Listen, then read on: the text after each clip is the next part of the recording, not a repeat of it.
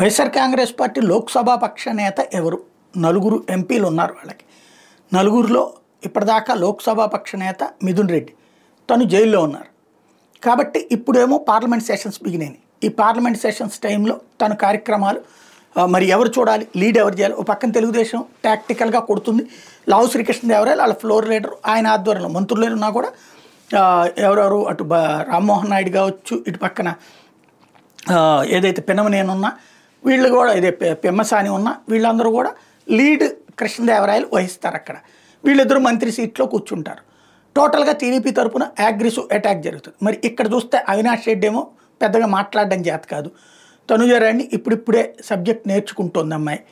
మరి ఇప్పుడు గురుమూర్తి, తిరుపతి ఎంపీ గురుమూర్తి already first trip ఇదే క్రిందటిసారి పార్లమెంట్లో కూడా మధ్యంతర ఎన్నికల్లో గెలిచాడు కాబట్టి తనకి ఇప్పుడు రెండోసారి సీనియర్ అయినట్టే.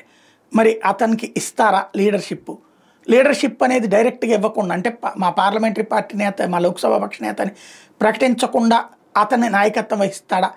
మరి ఎస్సీ అయినటువంటి తనకు మంచి టాలెంటెడ్ ఉంది. ఎస్సీ సామాజిక వర్గానికి సంబంధించి అన్నటువంటి వ్యక్తికి ఇచ్చినట్టుగాను ఉంటుంది కాబట్టి అనౌన్స్ చేద్దామంటే ఇక్కడ మిథున్ రెడ్డి వాళ్ళు ఏం ఫీల్ అవుతారో అన్నది. ఇప్పుడు ఇదివరకు రాజుగారి ఫీలింగ్ కూడా అదే కదా, 2 రెడ్లే తీసుకుంటారు. అక్కడ విజయసాయి రెడ్డి, ఇక్కడ ఈయన ప్లస్ మిథున్ రెడ్డి, పైన పార్లమెంటరీ పార్టీ నాయకుడు కూడా అక్కడ రెడ్డి గారే తీసుకుంటారా, విజయసాయి రెడ్డి 2 పదవులు ఆయనకి అన్నటువంటిది అప్పుడు ఆయన బయటికి వెళ్ళడానికి కారణాలు ఒకటి. ఇప్పుడు ఇక్కడైతే ఎవరు బయటికి వెళ్ళేవాళ్ళు కాదు.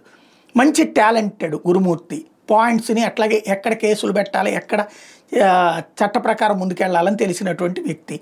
ఊరికినే లూజ్ టాక్ మాట్లాడే మనిషి కాదు. తనకి లీడ్ని డైరెక్ట్గా ఇవ్వకుండా ఇప్పుడు లీడ్ చేసేలా చేస్తారా చూడాలి.